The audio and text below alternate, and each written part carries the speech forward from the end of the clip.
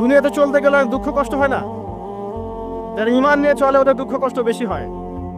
তা আল্লাহ বলছেন টেনশন করো না, কষ্ট পেও না, তোমার রব তোমাকে ছেড়ে দেননি। ওয়ালা সাউফা ইউতিকা রাব্বুকা ফাতারদা, তোমার রব তোমাকে শীঘ্রই দান করবেন আর তুমি সন্তুষ্ট হয়ে যাবে। আলাম ইয়াজিদকা ইয়াতীমান ফাআওয়া, আল্লাহ বলছেন আল্লাহ কি তোমাকে ইতিম রূপে পাননি? এরপর আল্লাহ কি তোমাকে প্রতিপালন করে বড় করেননি? ওয়াজাদাকা দাল্লান ফাহাদা, আল্লাহ কি তোমাকে পথভ্রষ্ট পান নাই? তোমাকে আল্লাহ পাক হেদায়েত দেন নাই? তো আল্লাহ যে এগুলো করেছেন সে আল্লাহ তোমাকে পরকালে ইনশাআল্লাহ ভালো রাখবেন। ফাআম্মাল ইয়াতীমা ফালা তাকহার, তো তুমি এতিমদের প্রতি কঠোর হয়ো না। ওয়াম্মাস সাইলা ফালা তানহার, কেউ চাইলে তার হাতকে খালি ফিরিও না, ধমক দিও না। ওয়াম্মা বিনিআমাতি রাব্বিকা ফাহাদ্দিস, তোমার রবের এই সমস্ত নিয়ামতগুলো তুমি মানুষের কাছে বর্ণনা করতে থাকো। এর পরের সূরা থেকে খেয়াল দেখবেন, সূরা আলাম নাশরাহ লাকা সাদরাক, মনে হয় দুটো একটা আরেকটার সাথে পেয়ার। আলাম নাশরাহ লাকা সাদরাক, আমি কি তোমার হৃদয়কে প্রশস্ত করে দেই নাই? ওয়াদা'না আনকা ওয়িজরাক, তোমার বোঝাগুলো হালকা করিনি? কাকে বলছেন এগুলো আল্লাহ পাক? রাসূলুল্লাহ সাল্লাল্লাহু আলাইহি ওয়াসাল্লাম। যে মানুষটা জান্নাতে যাবে নিশ্চিত, এবং যিনি জান্নাতের দরজা না খুললে জান্নাতের দরজা কারো জন্য খোলা হবে না। যে মানুষটা হচ্ছে ভদ্র, স্মার্ট, বিচক্ষণ, কোনো মানুষ পৃথিবীতে নাই। সকল ধর্মের মানুষ মানে এটা। কিছু আছে শয়তান, মানুষ টুপি শয়তান, এরা মানে না, বাট দেখবেন ম্যাক্সিমাম মানুষই মানে, হোক বা খ্রিস্টান বা হিন্দুইজম বা মুসলিমরা তো মানেই, সবাই মানে। মুহাম্মদ সাল্লাল্লাহু আলাইহি ওয়াসাল্লামের মতো স্মার্ট, বিচক্ষণ, ভদ্র, সুচরিত্রের মানুষ পৃথিবীতে কোনোদিন আসেও নি, আসবেও না। তো সেই নবীর জীবনটা আপনি পড়ে দেখবেন, আর রাহিকুল মাখতুম বইটা, চড়াই আর উতরাই, খালি দুঃখ, কষ্ট, যন্ত্রণা, লাঞ্ছনা, কন্টিনিউয়াসলি। আমাদের নবী সাল্লাল্লাহু আলাইহি ওয়াসাল্লাম তো 1 মাস শান্তিতে ঘুমানো নাই নবী হওয়ার পরে। যখন তিনি মারা যান, ফাতিমা রাদিয়াল্লাহু আনহার কথা মনে আছে না? কানে কানে কি জানি বললেন। তখন আমাদের নবী একটা কথা বলেছিলেন, আমি এই বয়সে এসে কথাটা বুঝি, মাদ্রাসা লাইফে, ইউনিভার্সিটি লাইফে বুঝিনি। নবীজি বলেছিলেন তার মেয়েকে, ফাতিমা রাদিয়াল্লাহু আনহা তার কষ্ট দেখে কান্নাকাটি শুরু করলেন। আমাদের নবীজি তাকে কাছে ডেকে বললেন কানে কানে যে কি জানি একটা বললেন। তারপর ফাতিমা রাদিয়াল্লাহু আনহা চুপ করে গেলেন। তো পরে জিজ্ঞাসা করা হলো কি বলেছিলেন? তিনি বললেন, আল আব্বাজান বলেছেন আজকের পর তোমার আব্বার কোনো কষ্ট থাকবে না, আর তুমি আমার পরিবারের মধ্যে সবার আগে আমার সাথে সাক্ষাৎ করবে। এই যে আজকের পর আমার আব্বার আর কোনো কষ্ট থাকবে না, এর মানে বোঝেন, মানে সারাটা নববী জীবন কত যে কষ্ট নবী সাল্লাল্লাহু আলাইহি ওয়াসাল্লামকে সহ্য করতে হয়েছে। আজকে জান্নাতে যাওয়ার দিন, আজকে আর তোমার আব্বার কোনো কষ্ট থাকবে না। এই মানুষটার যদি এই অবস্থা হয় তাহলে আমরা কি? আল্লাহ পাক সেই মানুষটাকে এই সূরা দুটো শোনাচ্ছেন, আমি কি তোমাকে এতিম পাই নাই, তোমাকে পথভ্রষ্ট পাই নাই, হেদায়েত দেই নাই, ভরণ পোষণ করিনি, আমি আল্লাহ তোমাকে ছেড়ে দেই নাই, শীঘ্রই তোমাকে দান করব, হ্যাঁ, তোমার বোঝাকে আমি হালকা করিনি। ফাইন্না মাআল উসরি ইউসরা, ইন্না মাআল ইউসরি ইউসরা, কষ্টের সাথেই স্বস্তি আছে, নিশ্চয়ই কষ্টের সাথেই স্বস্তি আছে। ফাইদা ফারাগতা ফানসাব ওয়া ইলা রাব্বিকা ফারগাব, যখন তুমি অবসর পাবে তখন তোমার রবের দিকে একনিষ্ঠ হও। এটাই বলতে চাচ্ছি আমি আপনাদেরকে, যে আমাদের উচিত শুধু আল্লাহর দিকে একনিষ্ঠ হওয়া, দুনিয়াকে ভালো না বাসা, কিচ্ছু না দুনিয়াটা। আমার চেয়ে ভালো আপনারা এটা জানেন না, কিচ্ছু না দুনিয়াটা, মানে মুহূর্তে ডিজাস্টার হয়ে যেতে পারে। আর যাদেরকে নিয়ে এই দুনিয়া, আমাদের মা বাবা, ভাই বোন, আত্মীয় স্বজন, স্ত্রী সন্তান, এরা সবাই যে যার হক চাচ্ছে, তাদের হক দিয়ে দেন, আপনি খুব ভালো, দিতে পারবেন না আপনি ভালো না। সারাটা জীবন করতে থাকেন, দেখবেন একদিন দিতে পারেন নাই, সে আপনাকে চিনবে না। নবী সাল্লাল্লাহু আলাইহি ওয়াসাল্লাম বলেননি কথাগুলো? জাহান্নামে যাওয়ার কারণ এগুলো উল্লেখ করেন নাই? কিসের আত্মীয় আর কিসের আপনজন আর কিসের অফিসের বস আর কিসের কি, সবাই সবার স্বার্থ নিয়ে পড়ে আছে। শুধু একজন সত্তা আপনার কাছে স্বার্থ চায় না, সে কে? আল্লাহ পাক। এটা যদি বুঝতে পারেন তাহলে দেখবেন মনটা আল্লাহ থেকে নরম হয়ে যাবে। আর মুসলিমদের এখন এই মানসিক আত্মশুদ্ধিটা বেশি দরকার। আমরা কেন যেন অস্থির জাতি হয়ে গেছি, এমন একটা মানসিকভাবে শান্তি নেই আমাদের মধ্যে। খেয়াল করে দেখবেন সারা দিন দুশ্চিন্তা, দুর্ভাবনা, পেরেশানি। নামাজে আসি তাও মনে হয় যত তাড়াতাড়ি নামাজ শেষ করতে পারলে বাস। 5 মিনিট 4 রাকাত নামাজ, আর ইমাম যদি ভুলে 10 মিনিট পড়ায় তো চাকরি নট। খতিব খুতবা দিবে 30 মিনিট ঘড়ি ধরে বলে দিবে, ভুলে যদি 10 মিনিট বেশি দিয়ে ফেলছে। আজকে আসছেন ভালো কথা, হাদিয়া নিয়ে যান, পরের দিন আর আসেন। অস্থির। অস্থিরতার কারণ দুনিয়ামুখিতা, আল্লাহ থেকে দূরে থাকা। অস্থিরতার কারণ কোরআন থেকে দূরে থাকা। অস্থিরতার কারণ নিয়মিত সুন্নাহর উপর আমল না করা, ডেইলি জিকির আজগারগুলো না করা, ডেইলি কোরআন তেলাওয়াত না করা, হাদিস অনুবাদ সহ না পড়া, দিনের জ্ঞান চর্চা না করা, দিনী হালাকাগুলোর মধ্যে না বসা। অস্থিরতার অনেক কারণ, টাকা পয়সার পিছনে ছোটা, বাড়ি গাড়ি স্ট্যাটাসের পিছনে ছোটা, এবং এই লোভ, এই লালসা আপনাকে স্থির থাকতে দিবে না। অস্থিরতার কারণ এই যে আমরা বলি মেটেরিয়ালিজম, আমরা বলি বস্তুবাদিতা, এগুলো অস্থিরতার কারণ। এগুলো কখনো আপনাকে স্বস্তি দিবে না। আপনি যত দৌড়াবেন দুনিয়ার পেছনে, দুনিয়া আপনার থেকে তত পালাতে থাকবে। আর আল্লাহ পাক বলেছেন, হে আদম সন্তান, আমার ইবাদতের জন্য সময় বের করো, আমি তোমাকে 2টা জিনিস দিব। 1 নাম্বার, তোমার হাতকে আমি সচ্ছলতা দিয়ে ভরে দিব, আর 2 নাম্বার, তোমার সমস্ত অভাব আমি দূর করে দেব। যে ব্যক্তি আল্লাহর জন্য সময় দেয়, আল্লাহর জন্য বাঁচে, আল্লাহর জন্য মরে, সব কাজ আল্লাহর সন্তুষ্টির জন্য করে, দেখবেন ও মনের মধ্যে শান্তি আছে। হয়তোবা তার 5 তলা 10 তলা বাড়ি নাই, BMW নাই, সুজুকি জিক্সার নাই, তারপরে দেখবেন সে অনেক শান্তিতে আছে, কারণ তার মনের মধ্যে একটা প্রশান্তি কাজ করে। আর যে ব্যক্তির মধ্যে দেখবেন আল্লাহর কনসিয়াসনেস নাই, ইবাদত নাই, কোরআন সুন্নাহ এগুলো কিচ্ছু নাই, দুনিয়ার সব আছে, দেখবেন ব্যাংক ব্যালেন্স, টাকা পয়সা, মনে শান্তি নাই। এই মনের শান্তিটাকে উসমান রাদিয়াল্লাহু আনহু বলতেন যে আল গিনা, মানে ধনাঢ্য, ধনী বলি না আমরা, এটাই হচ্ছে ধন। আর আমি বারবার একটা কথা বলি যে এই দুনিয়াতে আল্লাহ ছাড়া আমাদের আপন বলে কেউ নাই। আপনি যাকে আপন মনে করেন না কেন, আমাদের সম্পর্ক আছে বাবার সাথে, মায়ের সাথে, স্ত্রী সন্তানদের সবার সাথে, আমাদের হক আছে, অধিকার আছে, সব ঠিক আছে। বিশ্বাস করেন আল্লাহ ছাড়া আপন বলে আপনার কেউ নাই। এই যে গার্লফ্রেন্ডকে আপন মনে হয়, এরা আপন না। স্ত্রী সন্তানদেরকে খুব আপন মনে হয়, আপনার মৃত্যুর পর 40 দিন সময় লাগবে না সব ভুলে যেতে।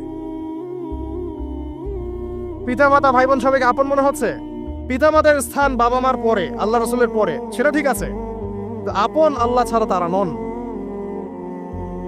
আপনি তাদের মনোপুতভাবে নিজে প্রতিষ্ঠিত হতে পারবেন না, তারা আপনাকে চিনবে না। বলো সারাটা জীবন তোর পিছনে এত টাকা ঢাললাম, কি করলি? কিছু করতে পারলি না।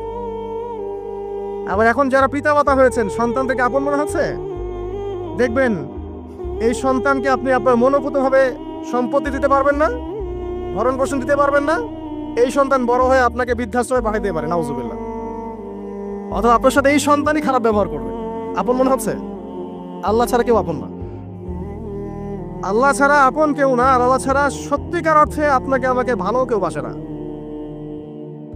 শুধু আল্লাহ আপনাকে ভালোবাসেন। এটা আপনারা হারে হারে উপলব্ধি করবেন যত দিন যাবে ইনশাআল্লাহ। তাই শুধু সে আল্লাহর জন্যই নিজেকে খালেস করে দেন, আর যার যার হক তাকে তাকে দিয়ে দেন।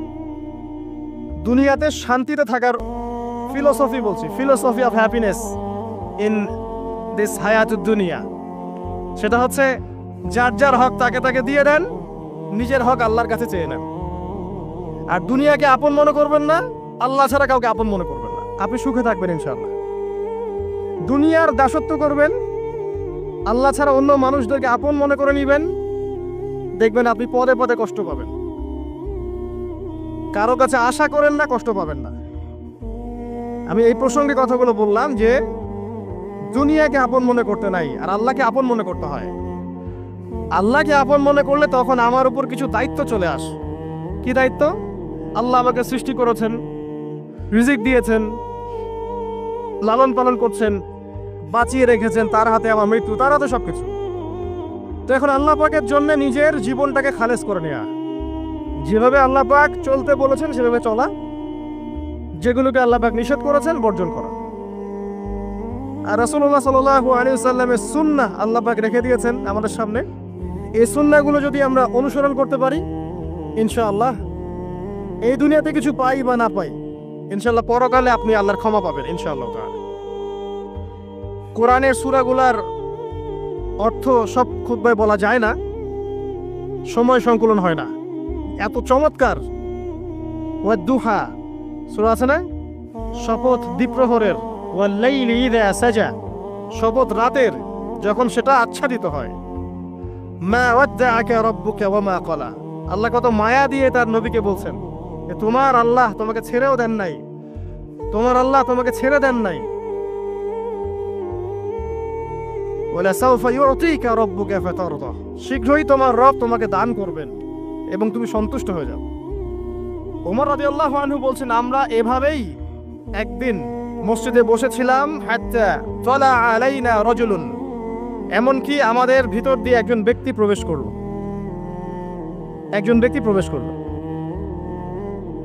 আমি যে হাদিসটা বলছি এটা হচ্ছে হাদিসে জিবরিল, এবং মুফাসসিরিন মুহাদ্দিস উভয়ই তারা বলে থাকেন এই হাদিসটা হচ্ছে উম্মাহাতুল হাদিস, হাদিসের মা বা জননী। ইসলামের সবকিছু এখানে পাবেন ইনশাআল্লাহ আযজা ওয়া জাল। হাত্তা তালা আলাইনা রাজুলুন, এমনকি একজন ব্যক্তি প্রবেশ করলেন, শাদীদুল বায়াদিস সিয়াব, তার কাপড়টা ছিল অত্যন্ত চকচকা ধবধবে সাদা, ও শাদীদুস সাওয়াদিস শার, এবং তার চুলগুলো ছিল প্রচন্ড কালো, কুচকুচে কালো, অনেকটা আমাদের এই ভাইয়ের মতো। তো এখান থেকে বুঝতে পারলাম যে টিপটা পরিপাটি থাকা, উত্তম পোশাক পরা, সুন্দর স্মার্ট থাকা ইসলামের সুন্নাহ। আর আমরা খেয়াল করলে দেখবেন সবচাইতে খারাপ কাপড়টা পরে মসজিদে আসে, আর সেই ব্যক্তি মসজিদে আসলেন সবচেয়ে সুন্দর কাপড়টা পরে, তার সামর্থ্য অনুযায়ী সবচেয়ে সেরাটা, কারণ আমরা এখানে আল্লাহর সাথে দেখা করতে এসেছি। আর স্মার্ট থাকার জন্য রাসূলুল্লাহ সাল্লাল্লাহু আলাইহি ওয়াসাল্লামের চেয়ে স্মার্ট কোনো সুন্নাহ নাই। তিনি ছিলেন এই পৃথিবীর সবচেয়ে বিচক্ষণ, প্রজ্ঞাবান, handsome, smart people, smart human being people না, তাই না? তার চেহারার চেয়ে সুন্দর চেহারা কারো আছে? তার চেহারার চেয়ে সুন্দর চেহারা, তার চোখের চেয়ে সুন্দর চোখ, তার চেয়ে সুন্দর করে কথা বলা, তার চেয়ে সুন্দর শারীরিক গঠন, তার চেয়ে সুন্দর গায়ের গন্ধ, তার চেয়ে সুন্দর করে হাঁটা, মানুষের সাথে মেশা, ইবাদত করা, আমল করা, আল্লাহর জন্যে সেজদা করা, কান্নাকাটি করা, যত কাজ নবী সাল্লাল্লাহু আলাইহি ওয়াসাল্লাম করতেন তার চেয়ে সুন্দর করে কেউ করতে পারবে? তো আজকের যুব সমাজ নবী সাল্লাল্লাহু আলাইহি ওয়াসাল্লামের আদর্শ বাদ দিয়ে অন্যান্য পশ্চিমা আদর্শ গ্রহণ করেছে, অথচ তারা বুঝতে পারে নাই সবচাইতে স্মার্ট পিপল হচ্ছেন, হিউম্যান বিং হচ্ছেন on the face of the earth রাসূলুল্লাহ সাল্লাল্লাহু আলাইহি ওয়াসাল্লাম। তো আমরা সবাই তার সুন্নাহ ফলো করতে পারি না? এই ব্যক্তি যখন মসজিদে আসলেন তার গায়ে ধবধবা সাদা পোশাক ছিল, আর সাদা পোশাক পরা নবী সাল্লাল্লাহু আলাইহি ওয়াসাল্লামের সুন্নাহ, তিনি এটা পছন্দ করতেন। চুল ছিল কালো, লা ইউরা আলাইহি আসারুস সাফার, তাকে দেখে মনে হচ্ছিল না যে সে সফর করে এসেছে, মানে কোনো ক্লান্তি নাই তার মধ্যে। আমরা মসজিদে আসলে ক্লান্ত হয়ে যাই, সমস্ত কাজকর্ম শেষ করে ক্লান্ত হয়ে মসজিদে আসি, আর তাদের সুন্নাহ ছিল তারা মসজিদে আসলে প্রাণ ফিরে পেতেন, আর আমরা মসজিদে আসলে ঘুমাই। এই যে আমি খুতবা দিচ্ছি, দেখবেন অনেকে ঘুমাবে। একটা আমল বলে দেই, যদি জুমার দিনে মসজিদে এসে ঘুম ঘুম লাগে তাহলে জায়গা চেঞ্জ করবেন, আপনি সরে যাবেন আরেক জায়গায়, আরেক ভাইকে ওই জায়গা দিবেন, দেখবেন ঘুম চলে যাবে ইনশাআল্লাহ। আর একটা দোয়া পড়বেন, আউযু বিকালিমাতিল্লাহি তাম্মাতি মিন শাররি মা খালাক, এই দোয়াটা পড়বেন, আউযু বিকালিমাতিল্লাহি তাম্মাতি মিন শাররি মা খালাক। লা ইউরা আলাইহি আসারুস সাফার, তাকে দেখে মনে হচ্ছিল না সে সফর করে এসেছে। ওয়ালা ইয়ারিফুহু মিন্না আহাদ, এবং তাকে আমাদের এই মদিনার কেউই চিনে না, আননোন একটা ফেস, অপরিচিত মানুষ, মনে হচ্ছে আকাশ থেকে টুপ করে পড়েছে। এই কথাগুলো কে বলছেন? ওমর রাদিয়াল্লাহু তাআলা। ওমর রাদিয়াল্লাহু আনহু খুবই বিচক্ষণ সাহাবী এবং খুবই দূরদর্শিতা সম্পন্ন, সূক্ষ্মদর্শী। এবার সেই ব্যক্তি হাত্তা জালাসা মা'আন নবী সাল্লাল্লাহু আলাইহি ওয়াসাল্লাম, এমনকি সে এসে নবী সাল্লাল্লাহু আলাইহি ওয়াসাল্লামের সাথে বসে পড়লো। কিভাবে বসলো? ফাআসনাদা রুকবাতাইহি ইলা রুকবাতাইহি, তার এই যে দুই হাঁটু তাশাহুদের সময় আমরা যেমন করে বসি এইভাবে হাঁটুর সাথে হাঁটু লাগিয়ে বসলেন। ওয়াদা কাফাইহি আলা ফাখিজাইহি, এবং তার দুই হাত এটা নবী সাল্লাল্লাহু আলাইহি ওয়াসাল্লামের রান উরু এর উপরে রাখলেন। চিন্তা করেন, দৃশ্যটা চিন্তা করেন। তো এই ব্যক্তি কিছু জানতে এসেছে, তো টিচারের কাছে ওস্তাদের কাছে এই যে শিক্ষার্থী যাচ্ছেন, তালেবে ইলম ওস্তাদের কাছে যাচ্ছেন, আদবটা খেয়াল করেছেন? ওই জায়গায় আমাদের জেনারেশনে কেউ থাকলে কি বলতো বলেন তো? হুজুর একটু তাকান এদিকে, এটাই বলতো। মুসাফা করে হুজুর একটু দোয়া করে নেওয়ার জন্য একটু তাকান, হুজুর একটা ছবি নেব খালি। এই ব্যক্তি এই কাজ করলো না। ওস্তাদের সাথে কিছু জানতে আসলে, কাছে কিছু জানতে আসলে দিনের ব্যাপারে আদব রক্ষা করতে হয়, না হলে জ্ঞান পাওয়া যাবে না। আর জ্ঞান পেলেও দেখবেন সেটার উপর আমল করার সৌভাগ্য হচ্ছে না, জ্ঞান ভুলে যাবে না। খুব সেন্সিটিভ বিষয়গুলা। আবু হানিফা রাহিমাহুল্লাহ যখন তার এই যে মজলিস বসাতেন, তখন বাছাই করে করে বসাতেন যে কাকে জ্ঞান বিতরণ করলে আমার কল্যাণ আছে। একটা হাদিস আছে, ফয়জুল কালাম বইয়ের মধ্যে পাবেন, যে আব্দুল্লাহ ইবনে মাসউদ রাদিয়াল্লাহু আনহু তিনি বর্ণনা করেছেন যে যদি আলেম ওলামায়ে কেরাম যদি সঠিক পাত্রে জ্ঞান বিতরণ করতেন, তাহলে ওলামায়ে কেরাম হতেন পৃথিবীর বুকে সবচেয়ে সম্মানিত এবং তারা নেতৃত্ব দিতেন। কিন্তু তারা ভুল পাত্রে জ্ঞান বিতরণ করেছে, দুনিয়াদারদের কাছে জ্ঞান বিতরণ করেছে। এই জন্য আল্লাহ পাক এই জমিনবাসীর কাছে তাদের মর্যাদা কমিয়ে দিয়েছে। তো সঠিক পাত্রে জ্ঞান বিতরণ, এই ওস্তাদের সাথে ছাত্রের যে আদব, এটা রক্ষা করতে হবে, না হলে জ্ঞান অর্জন করা যায় না এবং জ্ঞান কাজেও আসবে না। এবার এই ব্যক্তি জিজ্ঞাসা করছেন, ফাকাল ইয়া মুহাম্মদ, হে মুহাম্মদ সাল্লাল্লাহু আলাইহি ওয়াসাল্লাম, আখবিরনি আনিল ইসলাম, আমাকে ইসলাম সম্পর্কে বলুন। নবী সাল্লাল্লাহু আলাইহি ওয়াসাল্লাম বলছেন, আল ইসলাম, ইসলাম হচ্ছে আন তাশহাদা আন লা ইলাহা ইল্লাল্লাহ, তুমি সাক্ষ্য দিবে যে আল্লাহ ছাড়া কোনো ইলাহ নেই, ওয়া আন্না মুহাম্মাদান রাসূলুল্লাহ, মুহাম্মদ সাল্লাল্লাহু আলাইহি ওয়াসাল্লাম আল্লাহর রাসূল। কোন বর্ণনায় এসেছে আল্লাহর বান্দা এবং রাসূল। তারপরে ওয়া আন তুকিমাস সালাহ, এবং তুমি সালাত কায়েম করবে, ওয়া আন তুতিয়াজ যাকাত, এবং যাকাত প্রদান করবে, ওয়া তাসুমা রমাদান, রমাদান মাসে সাওম পালন করবে, ওয়া তাহুজ্জাল বাইত ইন ইসতাতা'তা ইলাইহি সাবিলা, যদি সামর্থ্য হয় তাহলে আল্লাহর পথে হজ করবে। এই পাঁচটা হচ্ছে ইসলামের পিলার। আল্লাহ পাক সূরা আলে ইমরানে বলেছেন না, ইন্নাদ দীনা ইনদাল্লাহিল ইসলাম, আল্লাহর কাছে একমাত্র জীবন ব্যবস্থা গ্রহণীয় সেটা কি?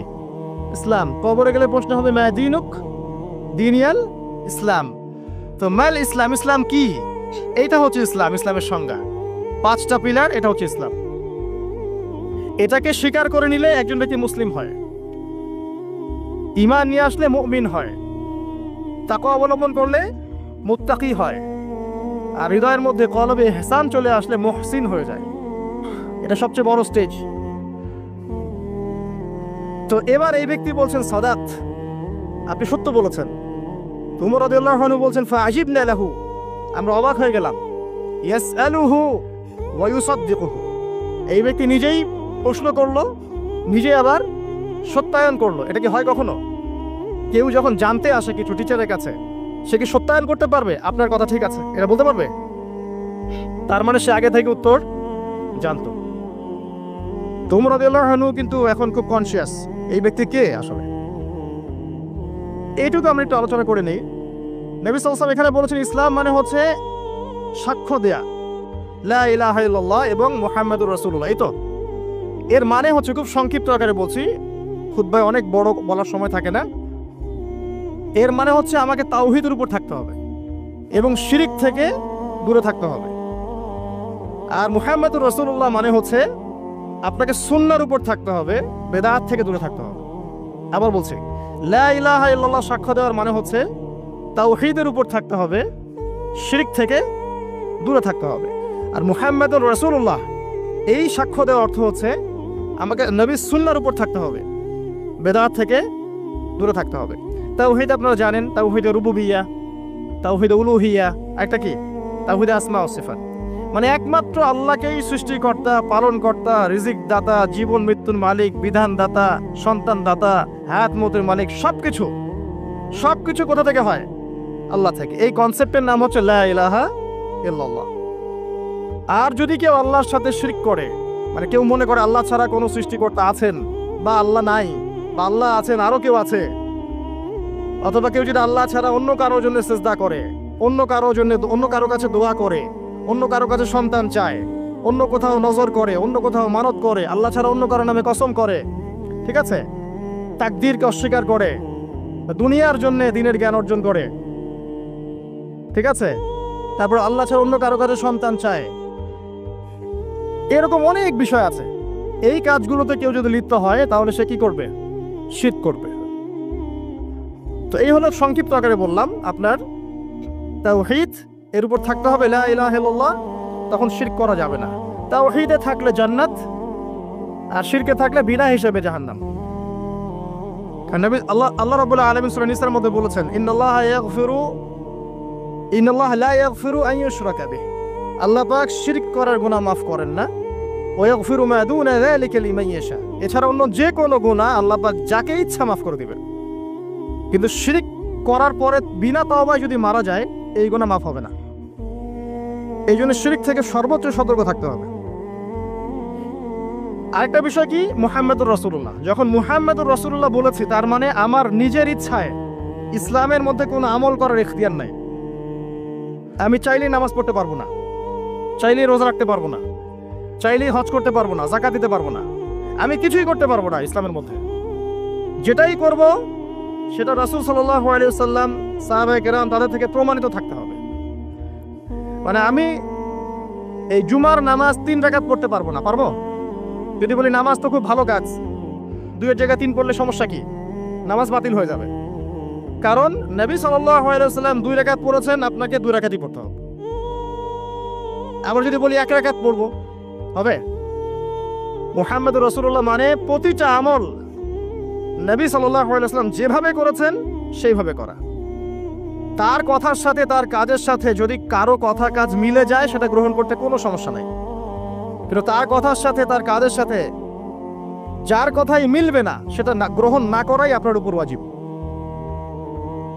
এক কথায় আমাদের ইবাদত বন্দেগী করার, দিনের পথে চলার একমাত্র আদর্শ মানদণ্ডকে মুহাম্মদ সাল্লাল্লাহু আলাইহি ওয়াসাল্লাম, এটাই হচ্ছে মুহাম্মদুর রাসূলুল্লাহ। এরপরে বলেছেন ওয়া আন তুকিমাস সালাহ, সালাত কায়েম করতে।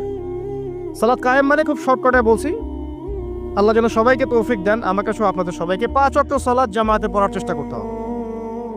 যদি মিস হয়ে যায়, যখন ঘুম থেকে উঠবেন পড়ে নেবেন। সফরে আছেন, জমা করে নেন, কসর করে নেন।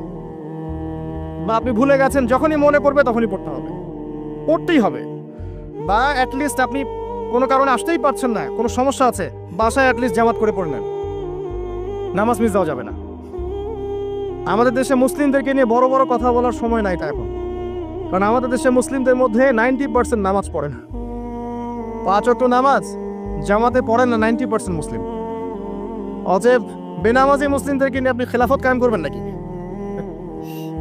তো বেসিক কাজগুলো আগে বেশি ইম্পর্টেন্ট। এছাড়া একটা বিষয় আছে, নামাজ সঠিক ওয়াক্তে পড়া। অনেক সময় দেখা যায় ওয়াক্ত চলেই যাচ্ছে, নামাজের কোনো হুঁশ নাই। আল্লাহ পাক হেফাজত করুন আমাদেরকে, সঠিক ওয়াক্তে নামাজ পড়া এবং রাসূলুল্লাহ সাল্লাল্লাহু আলাইহি ওয়াসাল্লামের সুন্নাহ মতো নামাজ পড়া। 3G 4G নামাজ চলবে না। 5 মিনিটে 4 রাকাত নামাজ শেষ,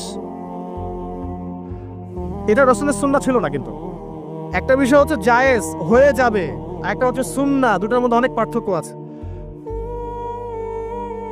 কুলি না করলে ওযু হবে না, কুলি যদি না করি ওযু হবে না। ওযুর ফরজের মধ্যে কুলি আছে, কুলি না করলে ওযু হয়ে যায়, কিন্তু সুন্নাহ মতো ওযু হবে না। হবে?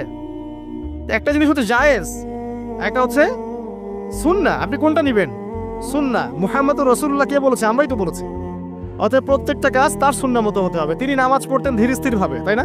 তাড়াহুড়া করে ধীর স্থির ভাবে, সূরা কেরাত ঠিক মতো করে, রুকু সাজদা সুন্দর মতো করে, খুশু হুজুর সাথে, বিনয়ের সাথে এভাবে সালাত পড়ার পরেই দেখবেন এই জাতি সফলতা অর্জন করছে, তার আগে হবে না।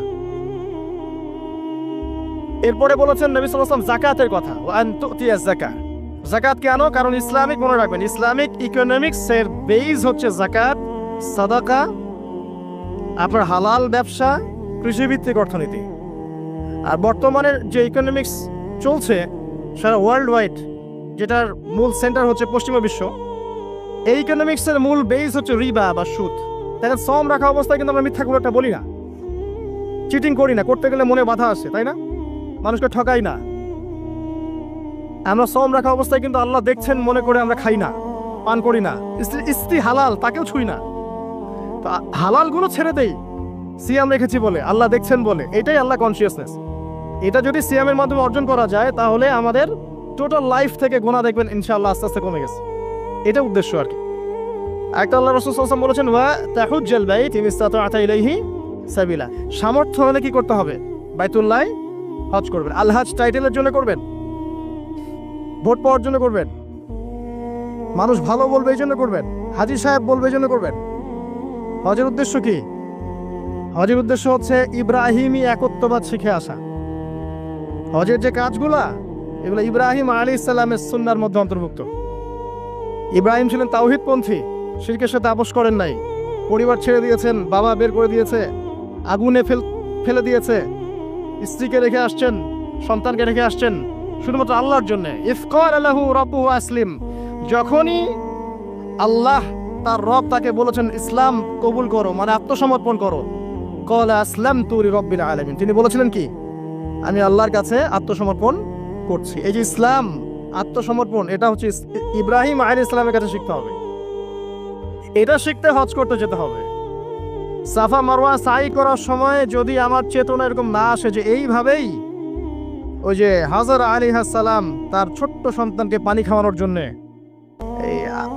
এই দৌড়াদৌড়ি করেছেন, হা হুতাশ করেছেন, একবার এই পাহাড় একবার ওই পাহাড়, ছোট্ট শিশু কাঁদছে পানির জন্যে, এই ফিলিংসটা না আসলে ওখানে জগিং হবে, ওই ফিলিংস আর হবে না। ওই সাফা মারওয়া কি হবে? জগিং হবে। ওই চেতনাটা আসতেছে না। তো সাফা মারওয়া কেন সাই করবেন? কার সুন্নাহ এটা? ওই কাজটা হাজরা আলাইহিস সালামের, ওই কাজটা আল্লাহর কাছে এত ভালো লেগেছিল, আল্লাহ পাক কিয়ামত পর্যন্ত সেটা রেখে দিয়েছেন, তাই নাই? ওই মায়ের আর্তনাদ তাহলে চিন্তা করেন। আর ওই মায়ের সন্তানকে ইসমাঈল আলাইহিস সালাম, এই সন্তানের আদর্শ দেখবেন। বাবা বলছেন যে ইয়া বুনাইয়া ইন্নী আরা ফিল মানামি আন্নী আযবাহুক, হে আমার ছেলে, আমি দেখেছি স্বপ্নে আমি তোমাকে জবাই করছি। ফানজুর মাযা তারা, তোমার কি রায়, তোমার কি খেয়াল? ক্বালা ইয়া আবাতি, বললেন হে আমার বাবা, ইফআল মা তুমার, আপনাকে যে আদেশ করা হয়েছে আপনি তাই করুন। সাতাজিদুনি ইনশাআল্লাহু মিনাস সাবিরিন, ইনশাআল্লাহ আপনি আমাকে সবরকারী, ধৈর্যশীল পাবেন। এই সন্তানটাকে মানুষ করেছে তার মা হাজরা আলাইহিস সালাম, তার বাবা কিন্তু তাকে মানুষ করে নাই। ওই হাজরা যিনি সাফা মারওয়া সাই করছেন, এরকম মায়ের গর্ভ থেকেই এমন সন্তান আশা করা যায়। আর আমাদের পরিবারে, আমাদের সমাজের স্টার জলসা জি বাংলার স্ত্রীদের কাছে এমন সন্তান আশা করা যায় না। অপসংস্কৃতি দিয়ে এবং দুনিয়াবি বিষয়গুলো দিয়ে, ভোগ বিলাস, এগুলো দিয়ে এত মত্ত হয়ে গেছে এরা যে আল্লাহর তাওহীদ, আল্লাহর সুন্নাহ, ইসলামের আদর্শ, মূল্যবোধ সব ভুলে গেছে। সন্তানও বড় হচ্ছে মাশাআল্লাহ সেইভাবে। পরিবারগুলো যেন এখন এক একটা জাহান্নামের টুকরা। অথচ আল্লাহ পাক বলেছিলেন কু আনফুসাকুম ওয়া আহলিকুম নারা, নিজে জাহান্নামের আগুন থেকে বাঁচো, পরিবারবর্গকে বাঁচাও। অনেক বড় বড় মানে রিনাউন্ড ফ্যামিলিগুলো, ইসলামিক ফ্যামিলিগুলো ভিতরে ভিতরে দেখা যায় ফিতনা দিয়ে ভর্তি। পারিবারিক ফিতনার কারণে দেখা যায় যে দিন নিয়ে চলা, দিনের পথে কাজ করা, প্রচার প্রসার করা অনেক সময় মুশকিল হয়ে পড়ে। তো পরিবারের পিতা যদি ইব্রাহিমের মতো হতে না পারে, মায়েরা যদি হাজরা আলাইহিস সালামের মতো হতে না পারে, এবং সন্তানরা যদি ইসমাঈল আলাইহিস সালামের মতো হতে না পারে, আপনি এরকম আদর্শ পরিবারও কল্পনা করতে পারবেন না, এবং এরকম পরিবারগুলো দিয়ে আদর্শ সমাজও কখনো বাস্তবায়ন হবে না। এমন হওয়ার তৌফিক আল্লাহ পাক আমাদেরকে দান করুন, আমিন। আরেকটা হজের চেতনা আছে, সেটা হচ্ছে ঐক্য। হজ মুসলিম উম্মাহকে ঐক্যবদ্ধ করে, আর হজ করে আসার পরে আমরা আবার বিভক্ত হয়ে যাই। সুবহানাল্লাহ। হজের মধ্যে হানাফি, আহলে হাদিস, দেওবন্দি, বেরলভী, আটরশি, চরমোনা এগুলো মারামারি হয় না? হজে হয় না? হজে সবাই এক হয়ে যায়, মাশাআল্লাহ। আর যখনই দেশে আসি বা যে যার জায়গায় চলে যাই, আবার যে যার পথ ধরি, তাই না? এতে করে উম্মার উপকার হচ্ছে। আমরা যত ছোটখাটো মাসলা মাসালগুলো নিয়ে যখন আমরা মসজিদগুলো ভাগ করছি, এতে আমাদের উম্মার উপকার হচ্ছে, তাই না? মুহাম্মদ সাল্লাল্লাহু আলাইহি ওয়াসাল্লাম খুশি হবেন আমাদেরকে দেখলে কিয়ামতের মাঠে, হাউজে কাউসারের পানি দিবেন, আমাদের জন্য খাতির যত্ন করবেন। আল্লাহ বোঝার তৌফিক দান করুন। উম্মার সবচেয়ে দুঃখজনক জায়গাটা হচ্ছে অনৈক্য। মনে অনৈক্য কিন্তু বাইরে না, হৃদয়ে অনৈক্য, হিংসা, বিদ্বেষ, গীবত, তহমত এবং পরশ্রী কাতরতা এগুলোতে ভরে গেছে হৃদয়টা।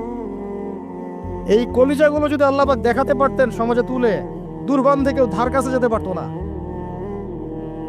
এই কলিজাগুলো যদি আল্লাহ পাক বের করে দেখাতেন সমাজে, এই দেখো অমুকের কলিজা এমন, দুর্গন্ধে কেউ ধার কাছে যেতে পারতো না।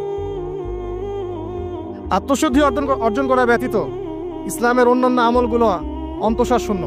আল্লাহ পাক বোঝার তৌফিক দান করুন, আমিন। এবার এই ব্যক্তি দ্বিতীয় প্রশ্ন করেছে, ইয়া মুহাম্মদ আখবিরনি আনিল ঈমান, আমাকে বলুন ঈমান কাকে বলে? নবী সাল্লাল্লাহু আলাইহি ওয়াসাল্লাম বলছেন, আল ঈমান হচ্ছে আন তুমিনা বিল্লাহ, তুমি আল্লাহর প্রতি বিশ্বাস করবে, এক নাম্বার। ওয়া মালাইকাতি, তার ফেরেশতাগণের প্রতি বিশ্বাস করবে। ওয়া কুতুবিহি, তার কিতাব সমূহের প্রতি। ওয়া রুসুলিহি, তার রাসূলগণের প্রতি। ওয়াল ইয়াউমিল আখির, পরকালের প্রতি। ওয়াল কদরি খায়রিহি ওয়া শাররিহি, তাকদীরের ভালো মন্দের প্রতি। আল্লাহর প্রতি ঈমান তো বোঝেন, যেটা বললাম তাওহীদ, ওটাই আল্লাহর প্রতি ঈমান। দুই নাম্বার হচ্ছে মালায়েকা, ফেরেশতাদের প্রতি বিশ্বাস করেন তো? সবাই বিশ্বাস করে না। এখনকার জেনারেশনে মানুষ এলিয়েনে বিশ্বাস করে, ফেরেশতায় বিশ্বাস করে না। বাসা থেকে যখন বের হয়েছেন, বিসমিল্লাহি তাওয়াক্কালতু আলাল্লাহ লা হাওলা ওয়ালা কুওয়াতা ইল্লা বিল্লাহ, সাথে সাথে ফেরেশতা আপনার সাথে চলে আসছে। রাত্রেবেলা যখন ঘুমানোর সময় পড়েছেন আল্লাহু লা ইলাহা ইল্লা হুয়াল হাইয়ুল কাইয়ুম, এখান থেকে শেষ পর্যন্ত আয়াতুল কুরসি, একজন ফেরেশতা আল্লাহর পক্ষ থেকে আপনাকে পাহারা দিয়েছে। আপনার ডানে বামে দুজন ফেরেশতা আছেন, কিরামান কাতিবিন ইয়ালামুনা মা তাফআলুন। কবরে ফেরেশতা আসবে, মৃত্যুর সময় ফেরেশতা আসবে। আল্লাহ রাসূল সাল্লাল্লাহু আলাইহি ওয়াসাল্লাম যখন মেরাজে গিয়েছেন, বাইতুল মামুরে ফেরেশতা দেখেছেন, তার কাছে জিবরাইল আলাইহিস সালাম আসতেন, ওহী নিয়ে এসেছেন। ফেরেশতা তার কাছে, এই ফেরেশতার 600-র মতো পাখা ছিল। আল্লাহ পাকের এমন ফেরেশতা আছেন যার একটা ফুৎকারে এই মহাবিশ্ব ধ্বংস হয়ে যাবে অচিরেই। আন তুমিনা বিল্লাহি ওয়া মালাইকাতিহি, তার ফেরেশতা মণ্ডলীর প্রতি বিশ্বাস স্থাপন করবে। এই মসজিদের 4-5 ফেরেশতা ঘিরে রাখছেন, এই ঈমান রাখতে হবে। আপনি দেখতে পারবেন না, সবকিছু বাহ্যিক দৃষ্টিতে দেখা যায় না। এটা সায়েন্স বিশ্বাস করুক আর না করুক, ফেরেশতার অস্তিত্ব অবশ্যই আছে। বিশ্বাস না করলে ঈমান থাকবে না। আরেকটা বিষয় হচ্ছে ওয়া কুতুবিহি, আসমানি সমস্ত কিতাবে বিশ্বাস করা। আমরাই একমাত্র জাতি, ভালো করে মনে রাখবেন, আমরা মুসলিমরাই একমাত্র জাতি যারা তাওরাত, জাবুর, ইনজিল সহ যত আসমানি কিতাব আছে সবগুলোর প্রতি ঈমান রাখি।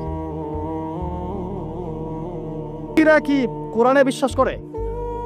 নাসারারা কি কোরআনে বিশ্বাস করে? আমরা ওদের তাওরাতেও বিশ্বাস করি, জাবুরেও বিশ্বাস করি। তো কারা অসাম্প্রদায়িক? এই যে একটা ট্যাগ লাগিয়ে দেওয়া হচ্ছে এখন, তাহলে কারা অসাম্প্রদায়িক? ওয়া রুসুলিহি, প্রত্যেকটা রাসূলকে আমরা বিশ্বাস করি। আল্লাহর পক্ষ থেকে যত রাসূল এসেছেন সবাইকে কি করি? আমরা বিশ্বাস করি। লা নুফাররিকু বাইনা আহাদিন মিনহুম, তাদের কারো মাঝে আমরা কোনো পার্থক্য করি না। আমরা মুসা আলাইহিস সালামকে মানি না, ঈসা আলাইহিস সালামকে মানি না, এবং ফলো করি মুহাম্মদ সাল্লাল্লাহু আলাইহি ওয়াসাল্লামকে, কারণ তিনি আমাদের সর্বশেষ নবী এবং সবচেয়ে নিউ এডিশনটাই তো মানুষ নিবে, তাই না? তিনি সবচেয়ে নিউ এডিশন এবং ফাইনাল টেস্টিমেন্ট, এই জন্য আমরা তাকে ফলো করি। আমরা অনেক স্মার্ট। কি মুহাম্মদ সাল্লাল্লাহু আলাইহি ওয়াসাল্লামকে মানে? খ্রিস্টানরা কি মুহাম্মদ সাল্লাল্লাহু আলাইহি ওয়াসাল্লামকে মানে? তাহলে কারা সাম্প্রদায়িক, কারা অসাম্প্রদায়িক? আমরা সবাইকে মানি, প্রত্যেক আসমানি কিতাবে বিশ্বাস করি, প্রত্যেক নবী রাসূলকে বিশ্বাস করি। এবং ইসলাম সবচেয়ে উদার নৈতিক ধর্ম। এর চেয়ে উদার নৈতিক মানবতাপ্রেমী কোনো ধর্ম নাই পৃথিবীতে। এবং এটা একমাত্র রিলিজন যেখানে প্রত্যেকটা বিষয়ের সমাধান আছে। আপনি মানেন আর নাই মানেন, কেউ বাধ্য করেনি। মানলে আপনি আল্লাহর আনুগত্য করবেন এবং জান্নাতে যাবেন ইনশাআল্লাহ। যদি না মানেন, আপনার বিচার পরকালে আল্লাহ পাক করবেন। কেউ কারো উপরে জবরদস্তি করতে যাবে না, তাই না? লা ইকরাহা ফিদ্দিন, দিনের মধ্যে কোনো বাড়াবাড়ি নাই। ফাযাক্কির ইন্নামা আনতা মুযাক্কির, তুমি উপদেশ দাও, তুমি শুধুমাত্র কি উপদেশদাতা, লাস্তা আলাইহিম বিমুসাইতির, তুমি কারো উপরে দারোগা নও, জাস্ট মেসেজ পৌঁছে দেয়া, মানলে মানবে, না মানলে না, সিম্পল। এর জন্য কি বোমাবাজি করতে হবে? রাষ্ট্রের মধ্যে অরাজকতা সৃষ্টি করতে হবে? হিন্দু মুসলিম মারামারি করতে হবে? কিচ্ছু করতে হবে না। এগুলো ইসলামের সাথে সাংঘর্ষিক, এগুলো করতে যাবেন না।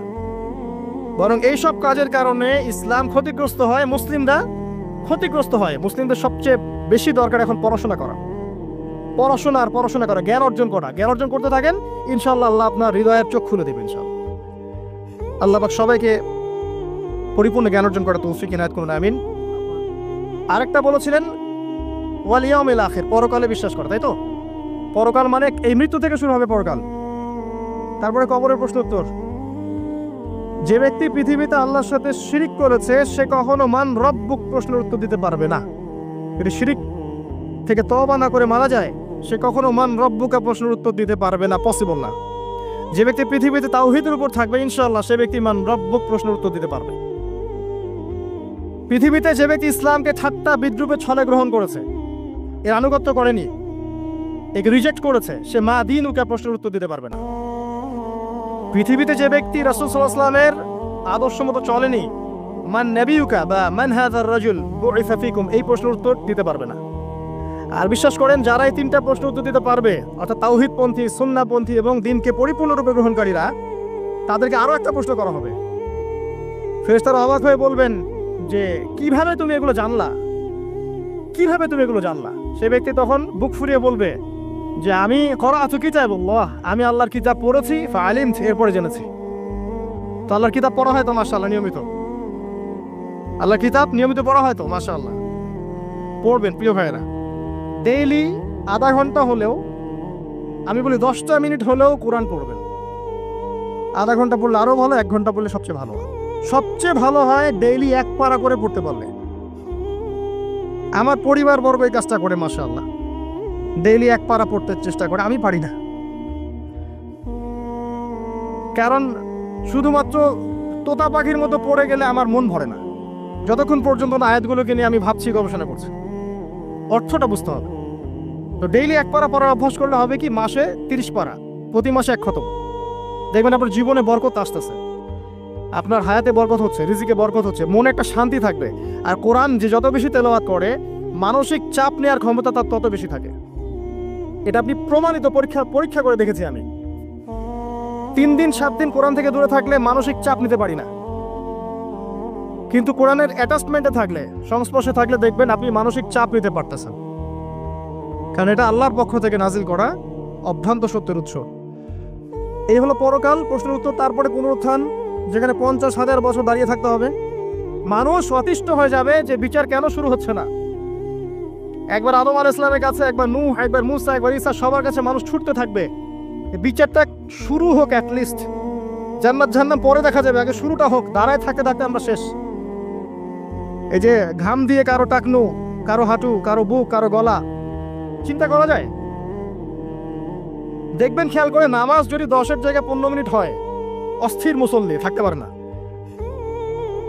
আর এই যুগের মানুষটা বেশি অস্থির, বিকজ অফ এই টেকনোলজিক্যাল রেভলিউশন।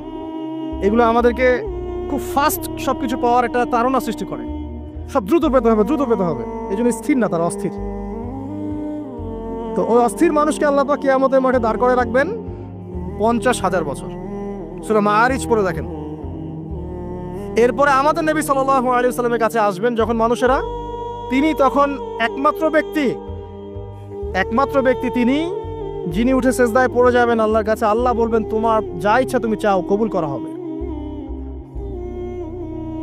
এই ব্যক্তির আদর্শ আমরা এখনো মানতে পারি নাই। এই ব্যক্তির স্টাইলে দাড়ি রাখলে আমাদের লজ্জা লাগে, এই ব্যক্তির স্টাইলে চুল রাখলে, জুব্বা পরলে বা তাকওয়ামূলক পোশাক পরলে, সুন্নতসম্মতভাবে চললে আমাদের লজ্জা লাগে, মনে হয় আমরা আনসোশ্যাল হয়ে গেছি, ব্যাকডেটেড হয়ে গেছি, পিছায় পড়ছে।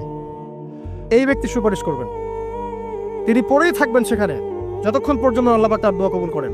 এটা একটা। আরেকটা হচ্ছে যখন কবিরা গুনাহগার ব্যক্তিদেরকে জাহান্নামের জন্য আযাবের ফয়সালা হয়ে যাবে, আমাদের নবী সাল্লাল্লাহু আলাইহি ওয়াসাল্লাম সুপারিশ করে এই উম্মতের কবিরা গুনাহগার ব্যক্তিদেরকে জান্নাতে নিয়ে যাবেন ইনশাআল্লাহ। এই ব্যক্তিকে গালি দেয়া হয়, এই ব্যক্তিকে তার চরিত্র নিয়ে কথা বলা হয়, এই ব্যক্তিকে নিয়ে কত কিছু করা হয়। আল্লাহ পাক তাদেরকে হেদায়েত নসিব করুন। অথচ এই ব্যক্তি মুহাম্মদ সাল্লাল্লাহু আলাইহি ওয়াসাল্লাম বলেছেন, কাশ আমি যদি আমার ভাইদেরকে দেখতে পেতাম। সাহাবীরা বলতেন, ইয়া রাসূলুল্লাহ, আমরা কি আপনার ভাই নই? নবীজি বলতেন সাল্লাল্লাহু আলাইহি ওয়াসাল্লাম, তোমরা আমার সাহাবী, আমার ভাই তারা যারা আমার পরে, তোমাদের পরে আসবে, যারা আমাকে না দেখে ঈমান নিয়ে আসবে, আমরা হচ্ছি তার ভাই। সুবহানাল্লাহ। এরপরেও এই উম্মার মধ্যে যারা আলেম ওলামা, ইলমের চর্চা করবেন, ইলমের প্রচার প্রসার ঘটাবেন, তাদের সাথে রাসূল সাল্লাল্লাহু আলাইহি ওয়াসাল্লামের একটা সখ্যতা থাকবে। এই উম্মতের মধ্যে যারা এতিমদের দেখাশোনা করবে, মিসকিনদের দেখাশোনা করবে, তারা নবী সাল্লাল্লাহু আলাইহি ওয়াসাল্লামের সাথে এই জান্নাতে এতটুকু দূরত্বে থাকবে। যারা বিধবা এতিম মিসকিনদের দেখাশোনা করবে, এতটুকু দূরত্ব থাকবে। যে ব্যক্তি তার চরিত্রকে হেফাজত করতে পারবে, নবী সাল্লাল্লাহু আলাইহি ওয়াসাল্লাম বলেছেন, তার জন্য আমি জান্নাতের মাঝখানে একটা ঘরের জিম্মাদার হব। এরকম অনেক হাদিস আছে। এই ব্যক্তি একমাত্র ব্যক্তি যিনি আপনাকে ছাড়া জান্নাতে যাবেন না, যিনি জান্নাতে না গেলে জান্নাতের দরজা খোলা হবে না, যিনি পুল সিরাতের মতো জায়গাতেও ইয়া নাফসি বলবেন না, বলবেন ইয়া উম্মতি ইয়া উম্মতি। তিনি একমাত্র ব্যক্তি যাকে কবরে দেখানো হবে আপনাকে আমাকে। তিনি একমাত্র ব্যক্তি যিনি অঝর নয়নে আমাদের জন্য কেঁদেছেন রাতের বেলা আল্লাহর কাছে, যিনি হাউজে কাউসারে থাকবেন আমাদের জন্য, যাতে আমরা পানি পান করতে পারি। আল্লাহ পাক আমাদেরকে রাসূল সাল্লাল্লাহু আলাইহি ওয়াসাল্লামের সুন্নাহ পরিপূর্ণরূপে মেনে চলার তৌফিক দান করুন এবং তার আদর্শ বাস্তবায়ন করার তৌফিক দান করুন এবং গর্বের সাথে তার সুন্নাহ ফলো করার তৌফিক আল্লাহ পাক দান করুন। আমিন। এরপরে আরো অনেক বিষয় থাকবে জান্নাত জাহান্নাম পর্যন্ত, আপনারা পড়ে নেবেন, এগুলো আপনারা জানেন। এরপরে একটা পয়েন্ট আছে, ওয়াল কদরি খায়রিহি ওয়া শাররিহি, তাকদীরের ভালো মন্দ। এখানে জাস্ট অল্প কিছু কথা বলছি। কিছু কিছু বিষয় আছে তাকদীরে যেগুলো কনস্ট্যান্ট ফিক্স, এগুলো কখনো পরিবর্তন হবে না। যেমন জীবন, আপনার মৃত্যু, আপনার হায়াত ইত্যাদি ইত্যাদি। কিছু বিষয় আছে যেগুলো ঝুলন্ত, মুআল্লাকা, এগুলো ভালো কাজ দিয়ে পরিবর্তন হয়, দোয়া দিয়ে পরিবর্তন হয়, নেকির কাজ দিয়ে, তাকওয়া দিয়ে পরিবর্তন হয়। যেমন কেউ যদি আত্মীয়তার সম্পর্ক বজায় রাখে, তার রিজিক বাড়বে, তার হায়াতে বরকত হবে। এই যে কোরআনের কথা বললাম, কেউ যদি কোরআন বেশি বেশি তেলাওয়াত করে, কোরআন নিয়ে বেশি বেশি গবেষণা করে, তার হায়াতে রিজিকে বারকা আসবে। কেউ যদি প্রতিবেশীর খোঁজ খবর নেয়, পিতা মাতার সেবা করে, মা না থাকলে খালার সেবা করে, তারও বারাকা আসবে। কেউ যদি বেশি বেশি দোয়া করতে থাকে, আল্লাহর কাছে প্রচুর দোয়া করে, খালি দোয়া আর দোয়ার উপর থাকে, দেখবেন ও বিপদ আপদে কম পড়বে। আর বিপদ আপদ আসলেও দেখবেন আল্লাহ পাক গায়েবী মাদাতে দেখবেন কোনো না কোনো ভাবে তাকে সেভ করে ফেলছে। কারণ দোয়া দিয়ে তাকদীর পরিবর্তন হতে পারে।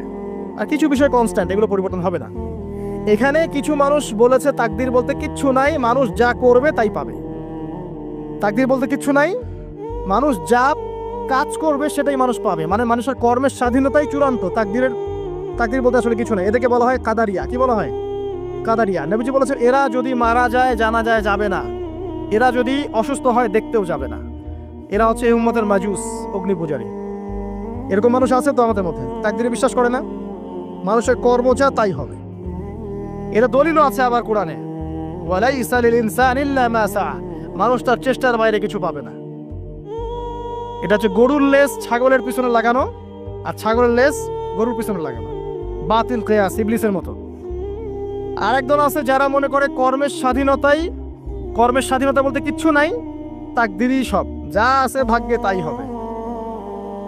আমার কাজের কোনো স্বাধীনতা নাই, আল্লাহ চাইলে ভালো করতে পারবো, না চাইলে পারবো না।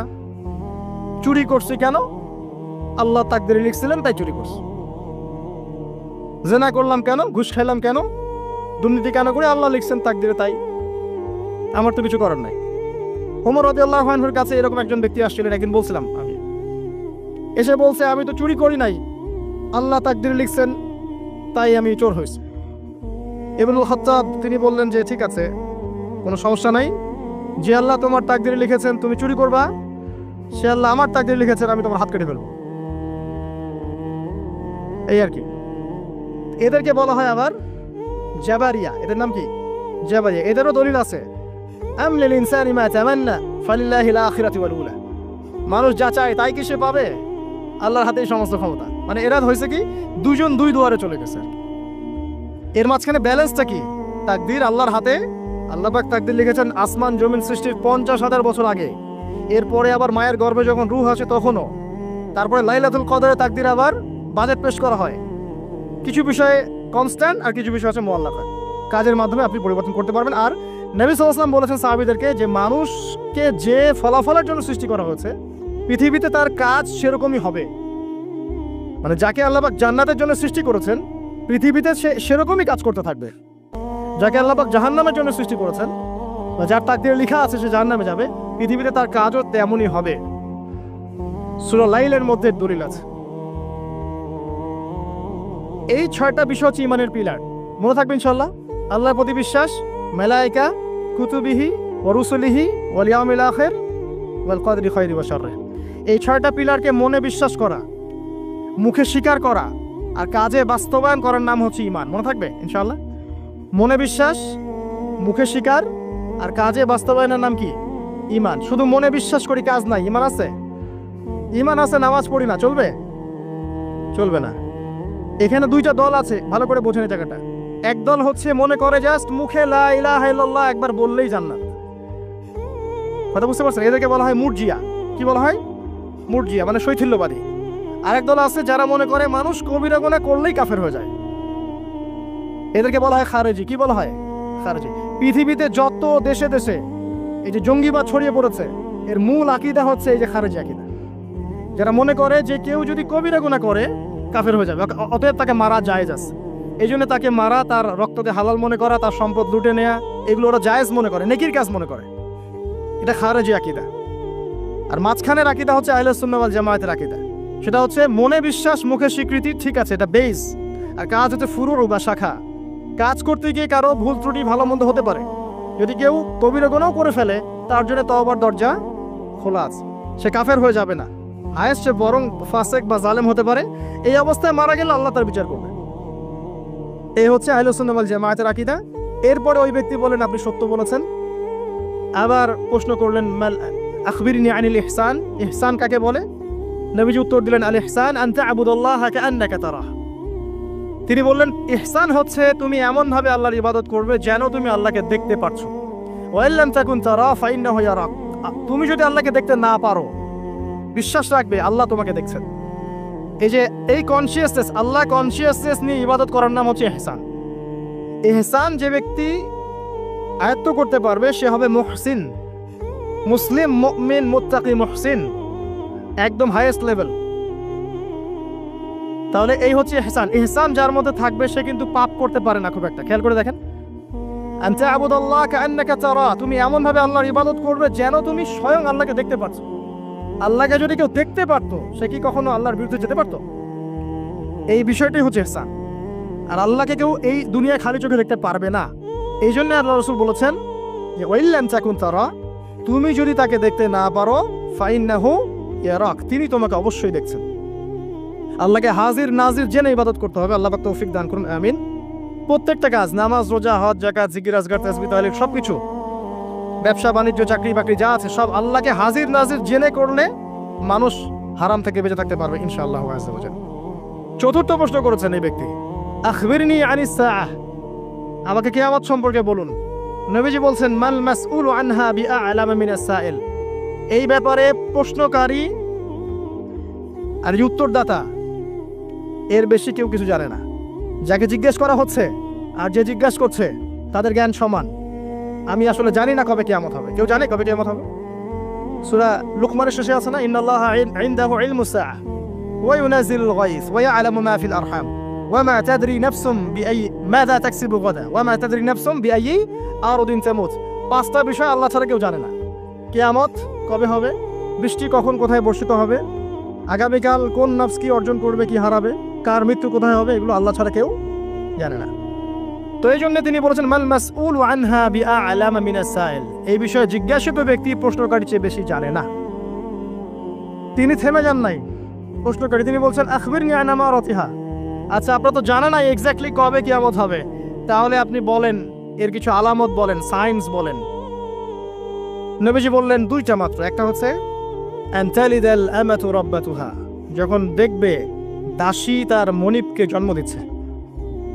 দাসী তার মনিবকে জন্ম দিচ্ছে মানে ন্যায় অন্যায়, সত্য মিথ্যা, হালাল হারামের মানদণ্ড উল্টে যাবে, দুনিয়া উল্টা পাল্টা হয়ে যাবে। দাসী কি মনিবকে জন্ম দিতে পারে?